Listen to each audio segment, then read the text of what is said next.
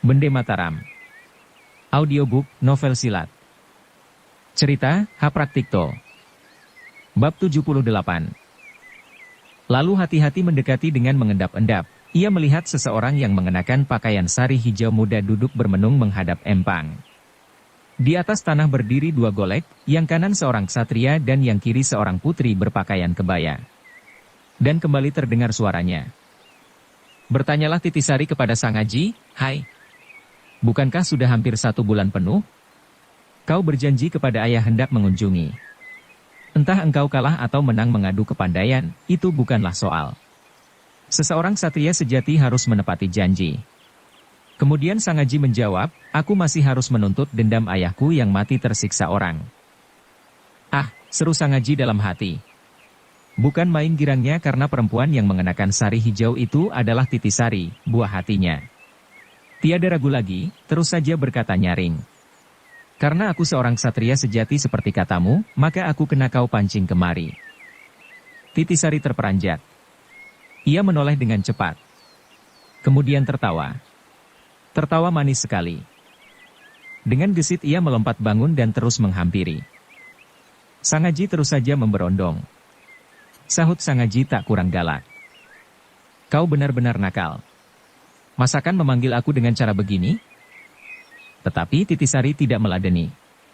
Anak muda itu kemudian dibawanya duduk berdamping. Lantas saja dia berbicara dan berbicara menceritakan kisahnya setelah terpaksa berpisah. Asyik benar dia berbicara dan enggan dipotong. Dia baru berpisah dengan Sang Aji belum lagi sebulan penuh, tetapi caranya berbicara seperti seorang kehilangan masa damai 10 tahun lamanya. Sang Aji membiarkan dia berbicara. Dia kenal watak Titisari yang aneh dan liar, seolah-olah mempunyai dunia sendiri yang tak boleh diganggu-gugat. "Kau tak tahu aku terus mengikutimu dari jauh. Hatimu terlalu sederhana dan jujur dan mulia dan perkasa dan segalanya.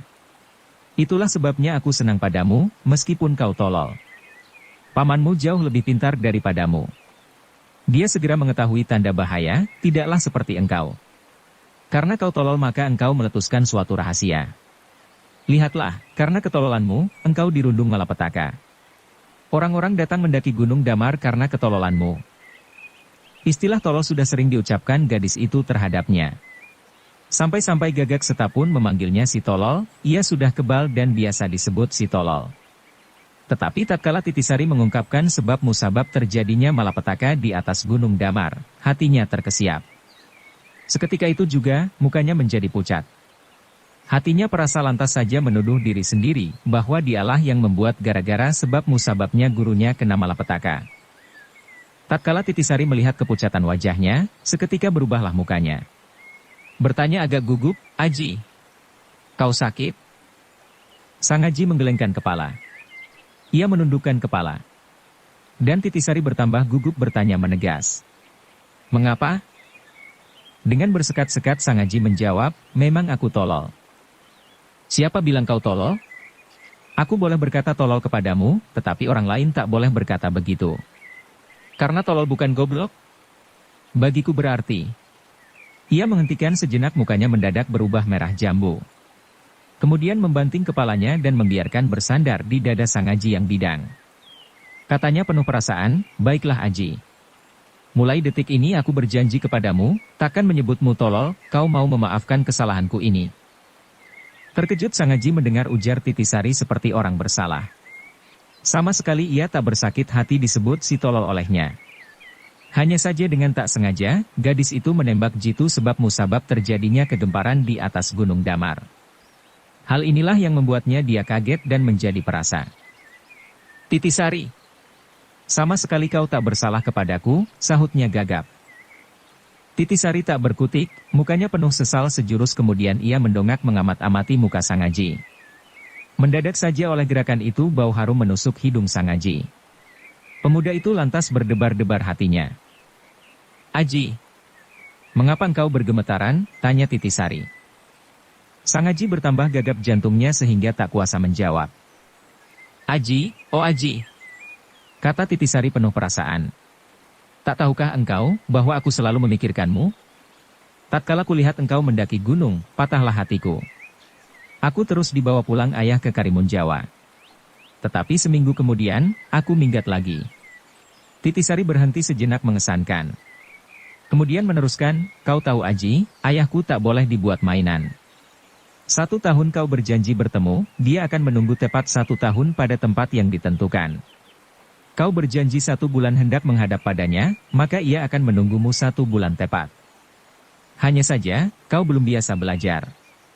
Kukhawatirkan, engkau akan kena dirusak angin laut, sebelum mendarat. Lagi pula, kalau aku berada di sampingmu, betapa ayah berani menyakitimu. Sampai di sini Titisari berhenti berbicara. Sang Aji jadi perasa. Pikirnya dalam hati, Titisari begini memikirkan aku. Kalau aku... Ia menunduk hendak menatap muka Titisari. Mendadak saja gadis itu sudah tertidur tentram di atas dadanya. Memang watak Titisari aneh. Dia bisa mendadak menangis sesudah tertawa riuh. Begitu pula sebaliknya. Tetapi melihat gadis itu tertidur begitu tentram damai, hati Sang Aji jadi terharu bukan main. Tak merasa, diam-diam ia menarik napas dalam sambil berkata dalam hati, begini besar cinta kasihnya terhadapku. Apabila di kemudian hari aku tak dapat hidup bersama apakah jadinya? Dengan penuh kasih ia merenungi wajah Titisari yang cantik luar biasa. Gadis itu nampak tersenyum dalam lega tidurnya.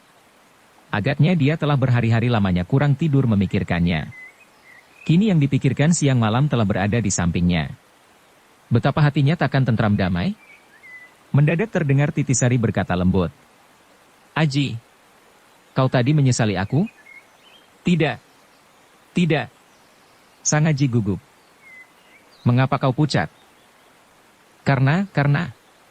Sang Aji tergagap-gagap.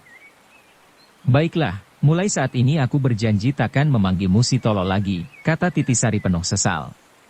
Gadis itu mengira, Sang Aji menyesali karena dia selalu memanggilnya dengan istilah tolol. Maka dia berkata lagi, aku sering minggat. Kau pasti khawatir, kelak aku senang minggat. Tapi aku berjanji padamu, selama hidupku takkan minggat darimu, asalkan kau selalu ingat padaku. Kau senang tidak? Sang Aji hendak menjawab, tetapi gadis itu telah terlelap tidur lagi. Karena itu ia batal hendak membuka mulut. Dan kembali ia mengamat-amati kecantikan Titisari yang makin lama makin mengharukan. Apabila harum rambutnya menyentuh penciumannya, jantungnya berdenyut tak karuan juntrungnya. Sekitar pekarangan rumah jadi bertambah sunyi. Diam-diam Sang Aji berpikir. Rumah siapa ini? Mengapa Titisari bisa berada di sini dan mengapa dia perlu memancingku kemari? Waktu itu matahari hampir silam di garis barat, suasana udara jadi lembut. Burung-burung mulai sibuk mencari penginapan. Di sana-sini terdengar kicau riangnya menceritakan pengalamannya masing-masing sehari tadi. Titisari masih saja tidur nyenyak. Napasnya berjalan perlahan hampir tiada suaranya. Alisnya berkerut seolah-olah sedang memeras pikiran, tetapi bentuk wajahnya yang mungil tetap tersenyum. Biarlah dia tidur. Meskipun banyak yang harus kukatakan kepadanya, tak boleh aku mengganggunya, pikir Sang Aji. Kemudian dia mulai merenungkan keadaan dirinya. Teringat akan gurunya hatinya jadi gelisah. Pantaskah dia berenak-enak bersanding dengan kekasih hati, sedangkan gurunya sedang mengerang-erang kesakitan? Tengah ia bergelisah, Titisari bergerak. Terus saja berkata, pastilah engkau ingin memperoleh keterangan dariku, mengapa aku memancingmu kemari. Kemarin kulihat engkau sedang berkelahi melawan rombongan pendekar. Tatkala aku melintasi Magelang hendak nekat menjenguk kepadamu. Bagus. Ilmu kepandaianmu maju lagi setingkat. Lalu kuikuti dirimu, lalu kubawa engkau kemari. Mengapa? Titisari menegakkan tubuh. Dengan memperbaiki sanggul rambutnya, ia menjawab, mari kita pergi. Tenagaku telah pulih kembali. Kau tahu, semenjak semalam aku mengikuti saudaramu yang tercinta berkuda sejajar dengan musuh besarmu. Pangeran Bumi Gede dan Sanjaya. Sang Aji berjingkrak. Di mana engkau melihat mereka? Titisari tertawa kecil sambil berdiri tegak. Aku melihat mereka semalam di Magelang. Agaknya mereka menginap di Tangsi Company. Dari mana mereka dan hendak kemana, siapa yang tahu? Tetapi yang pasti, mereka datang dari utara. Entah dari Semarang entah dari Ambarawa. Pokoknya, marilah kita berangkat. Mereka tadi lewat desa sini. Mereka terus berjalan mengitari rumah. Sampai halaman depan, bertemulah mereka dengan perempuan yang menghadang Sangaji di persimpangan 3. Titisari menghampiri dan mengangsurkan segenggam uang. Kemudian meminta kudanya dan segera mendampingi Sangaji kembali. Nah kau lihat. Siapa saja demen, uang, dengan uang, orang tunduk sampai ke bulu-bulunya. Karena itu kau harus berhati-hati. Tidak semua gila uang, bantah Sangaji. Kau tak gila uang, itulah bagus. Karena engkau seorang ksatria sejati. Karena itu, aku senang padamu. Titisari menggoda. Dan Sangaji jadi kelabakan juga. Jengkel ia mengitik-itik, sampai Titisari jadi berjingkrakan. Menjelang petang hari, mereka meneruskan perjalanan mengarah ke Tenggara. Desa-desa yang dilalui telah mengundurkan diri. Tak lama kemudian kentong tanda Isa terdengar bertalu dan segera bersambung dari desa ke desa. Kau makan tadi semua hidangan yang kusediakan? Tanya Titisari. Sangaji teringat akan hidangan yang disediakan di rumah makan Muntilan. Ia telah menelan 2 piring nasi. Hanya saja hatinya sibuk menebak-nebak, sehingga tak mempunyai kesempatan untuk menikmati. Meskipun demikian ia mengangguk membenarkan. Bagus. Dengan begitu, tak usah lagi aku menyediakan makan malam, kata Titisari. Biar tak makan selama hidupku, tak mengapa. Asalkan selalu dekat padamu. Idih. Semenjak kapan kau pandai berbicara begini, damprat Titisari galak. Lagi pula kurang benar. Di dunia ini, manakah ada seorang manusia hidup tanpa makan? Kau benar-benar tol. Cepat-cepat Titisari mendekap mulutnya karena hampir saja melepaskan kata-kata tolol. Aku memang tolol. Mengapa engkau tak berani lagi mengucapkan? Justru engkau tak mau lagi mengucapkan kata-kata tolol, aku merasa kehilangan Titisari, karena engkaulah satu-satunya gadis yang berkata begitu terhadapku. Titisari tertawa manis. Membantah, tetapi mengapa engkau tadi berubah mukamu? Inilah pertanyaan yang ditunggu-tunggu. Semenjak kemarin lusa tatkala dia amuk rasa dendam di pekarangan padepokan Gunung Damar, teringatlah dia kepada Titisari. Dia percaya andai kata Titisari menyaksikan peristiwa itu, pasti bisa mencari biang keladinya. Tetapi ternyata mulutnya tak sepandai kata hatinya yang bisa berbicara banyak. Begitu hendak membuka mulut, derun hatinya meledak terlebih dahulu sehingga tubuhnya terasa terguncang. Kemudian bersekat-sekat ia berkata, aku memang tolol. Karena aku tolol, guru teraniaya. Setelah kena racun, ruas tulangnya dipatahkan. Kuduga, guru kena jebakan keji sewaktu sudah berhasil membawa kedua pusaka warisan. Hubungan antara Wirapati dan Titisari tiada begitu rapat. Bahkan guru Sangaji yang lain Jaga Saradenta tak senang kepadanya. Meskipun demikian, karena Wirapati adalah guru Sangaji dan Sangaji adalah pemuda pilihannya, ia terkejut juga. Lantas saja pandangnya tajam hendak menembus dada Sangaji. Apabila melihat wajah Sangaji berubah hebat, hatinya jadi terguncang. Kapan? Bukankah padepokan Gunung Damar kebanjiran tamu? Ia minta ketegasan. Sangaji lalu menceritakan keadaannya setelah berpisah 3 minggu yang lalu. Karena itu aku turun gunung hendak menuntut balas. Kau kini menyertai aku, hatiku bersyukur bukan main. Mereka kemudian tak berkata-kata lagi. Menjelang tengah malam, sampailah mereka di desa Tunjungan. Malam itu sekalipun bulan belum penuh, tetapi cukup cerah. Tapak-tapak kuda yang mendahului perjalanan mereka nampak di sepanjang jalan. Mari. Paman-pamanmu berkata tentang racun Pangeran Bumi Gede yang ada persamaannya, kata Titisari tiba-tiba. Di depan kita, rombongan Pangeran Bumi Gede agaknya hendak pulang ke Bumi Gede. Ayo kita bekuk mereka, kau berani? Setelah berkata demikian, Titisari melarikan kudanya. Sangaji jadi keheran-heranan. Memang dalam hatinya, ia berniat mengejar Pangeran Bumi Gede. Tetapi tak terduga, bahwa Titisari mengajaknya mempercepat perjalanan. Hai, apakah engkau pun menduga Pangeran Bumi Gede yang menjadi biang keladinya? Paman-pamanmu yang berkata. Aku mencoba mengejar, sahut gadis itu. Yakin bahwa gadis itu telah memperoleh pegangan tertentu, tanpa berkata lagi ia terus melarikan kudanya. Sebentar saja desa Sarasan telah berada di depannya. Mendadak saja di kejauhan ia mendengar suara senjata beradu. Titisari, seru Sangaji. Kau kira Pangeran Bumi Gede yang bertempur di sana? Titisari tak menjawab. Dengan tangannya ia mendekap mulutnya memberi isyarat agar jangan sembarangan berbicara. Melalui beberapa tikungan dan kemudian tiba di suatu lapangan terbuka dekat tebing gunung. Di sini Titisari berhenti. Mulutnya berkomat-kamit seperti sedang menghitung. Lalu tersenyum. Hebat musuh besarmu itu. Tetapi tak terlalu hebat bagi lawannya yang menghadang di sana. Siapa? Sangaji tak mengerti. Semenjak kemarin sore aku telah menduga, apa sebab dia menginap di Tangsi. Pastilah dia telah merasa akan ketahuan lawannya yang disegani. Hah?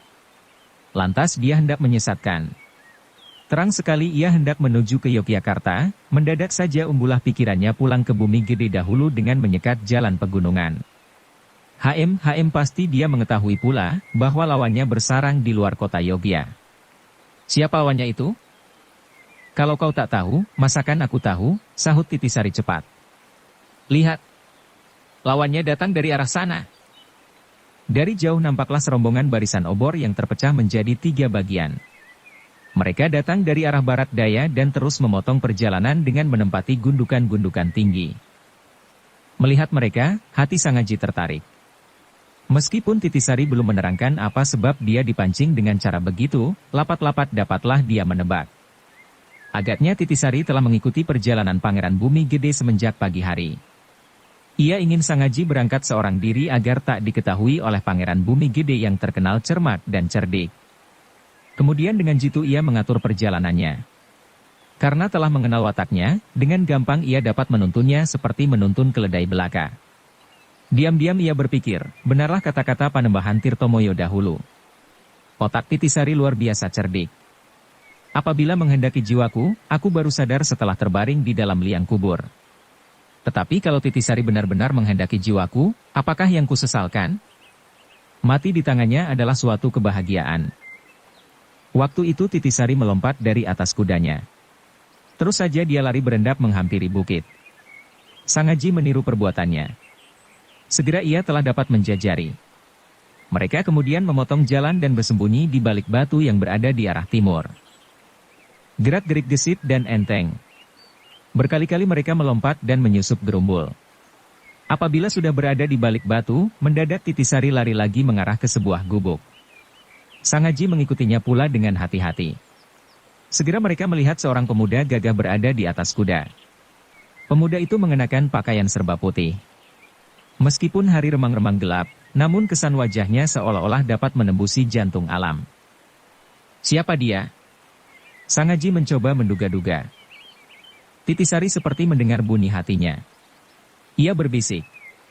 Jangan sembarangan bergerak. Itulah lawan Pangeran Bumi Gede yang disegani. Siapa dia, aku pun tak tahu. Kau ingin berkenalan? Itulah gampang. Pemuda berpakaian putih itu ternyata pandai mengatur laskarnya. Dengan rapi ia memberi isyarat dan aba-aba. Tetapi laskar Pangeran Bumi Gede bukan pula laskar murahan. Di antara mereka banyak terdapat para pendekar undangan yang tak gampang-gampang bisa dimundurkan. Pemuda itu gagah, tampan dan tenang, bukan, bisik Titisari. Pastilah dia seorang bangsawan yang pandai mengatur diri. Hai, ganteng mana engkau dengan dia? Setelah berkata demikian gadis itu tertawa cekikikan. Sangaji tak pandai menggoda hati orang. Begitu kena goda, otaknya lantas saja menjadi beku seperti jangkrik kena tungkrap. Heh, kenapa kau membungkam, bisik Titisari. Kali ini gadis itu menempelkan bibirnya pada lubang telinganya, lalu berbisik lagi. Sekalipun dia ganteng, aku memilih engkau, karena engkau tol. Ya, aku memang tolol, balas Sangaji sambil manggut-manggut. Titisari mencubit pahanya sampai pemuda itu kaget berjingkrak. Kau memang nakal. Kau larang aku berbicara, tetapi engkau. Ujar Sangaji. Aku kan berbisik. Masakan ada yang mendengar, debat Titisari cepat. Dalam hal perdebatan, betapa Sangaji bisa menang. Maka ia bungkam sambil terus mengikuti pertempuran. Seorang laki-laki kurus yang habis bertempur, mendadak menghampiri pemuda itu. Sikapnya menghormat sungguh-sungguh dan berdiri tegak di belakangnya.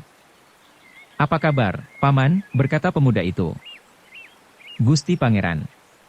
Meskipun mereka berjumlah lipat ganda, sebentar lagi kita akan dapat menawannya. Hanya saja Pangeran Bumi Gede terlalu berbahaya. Dia mempunyai senjata pamungkas yang sukar untuk ditangkis.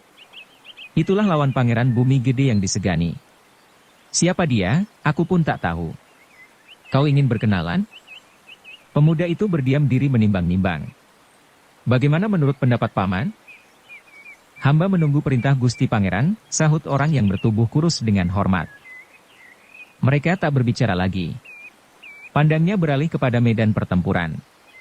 Di sebelah selatan terdengar sorak kemenangan. Kemudian disusul suatu gebrakan dari arah timur. Ternyata sebuah pedati kena dilabrak berserakan. Sebenarnya mereka membawa apa saja dari Semarang, tanya pemuda itu. Menurut laporan, mereka membawa mesiu dan senapan dari Semarang. Terang-terangan mereka telah bersekongkol dengan kompeni Belanda, jawab si kurus. Mengumpulkan harta benda dari keringat sendiri adalah hak setiap orang.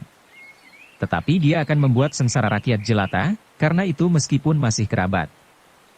Belum lagi pemuda itu habis berkata, mendadak terdengar seorang panglima berteriak dari jauh. Gusti Ontowiro, musuh terlalu kuat. Kita lari ke barat sebelum Kasep. Mendengar teriakan itu, pemuda si kurus terkesiap. Cepat mereka memutar kudanya dan melarikan diri ke arah barat. Melihat mereka lari, Sangaji bergerak hendak menolong, tetapi ditarik Titisari. Inilah kesempatan bagus. Pangeran itu masakan terpaksa melarikan diri? Masakan dia melarikan diri, sahut Titisari.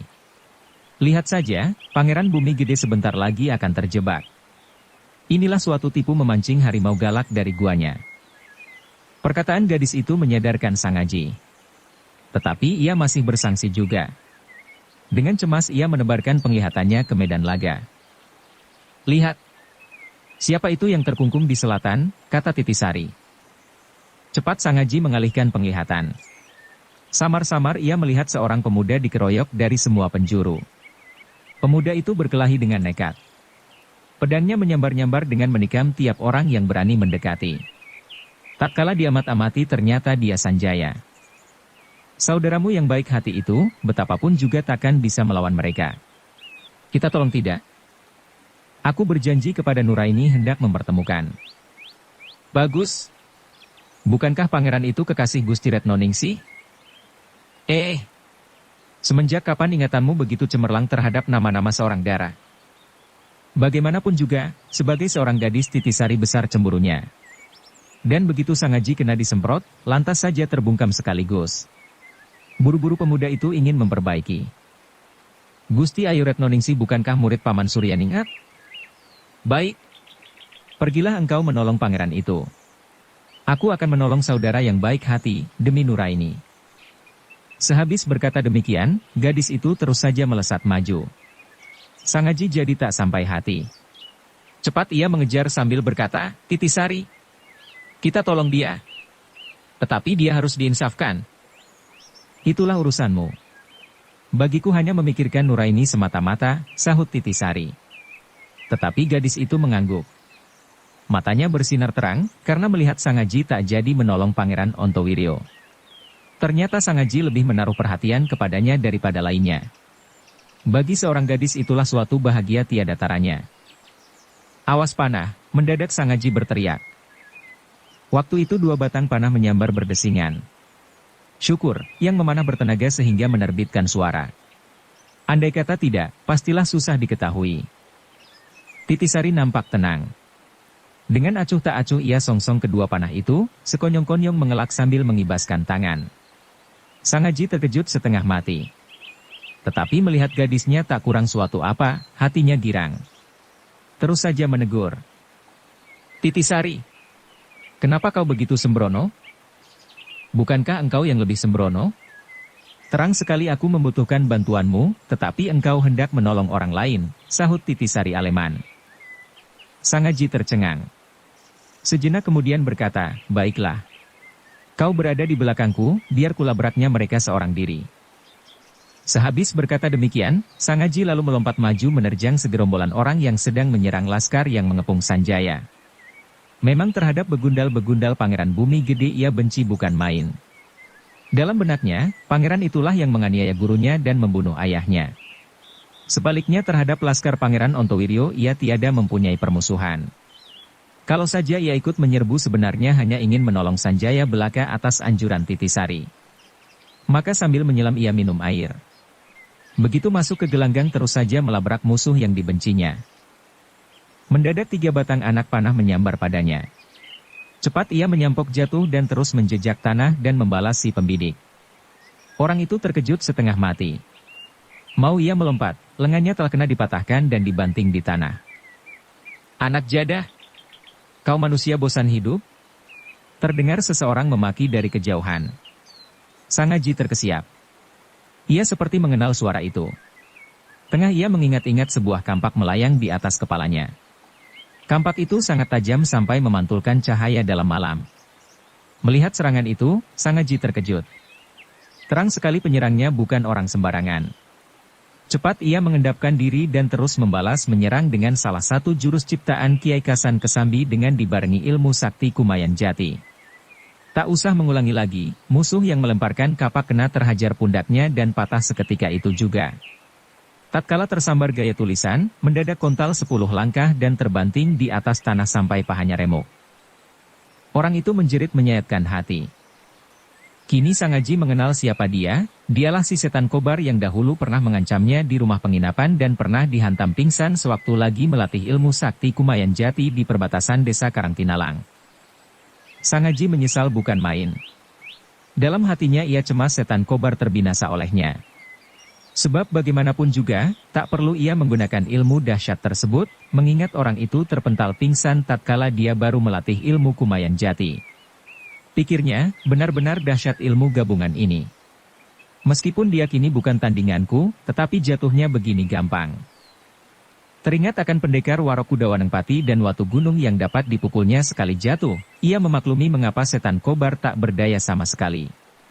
Maka ia berjanji tak lagi menggunakan pada sembarang orang.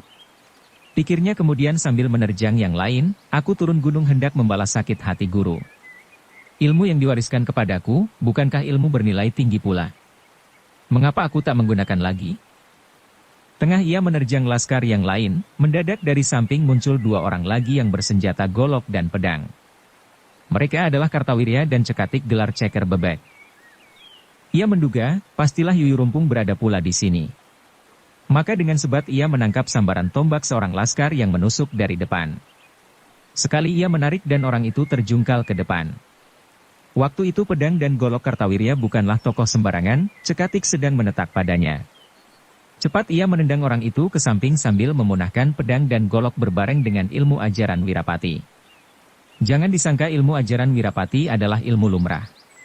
Di tangan seorang pendekar sakti seperti Kiai Kasan Kesambi, kedahsyatannya mengerikan orang.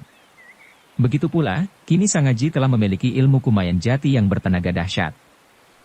Maka tiap gerakan jurus ilmu Wirapati jadi mantap dan bertenaga. Itulah sebabnya, begitu pedang dan golok lawan kena dibuang terus saja terbang ke udara. Setelah itu dengan suatu kesehatan, Sangaji menyambar tubuh Kartawirya. Lalu dilemparkan. Cekatik kaget bukan main.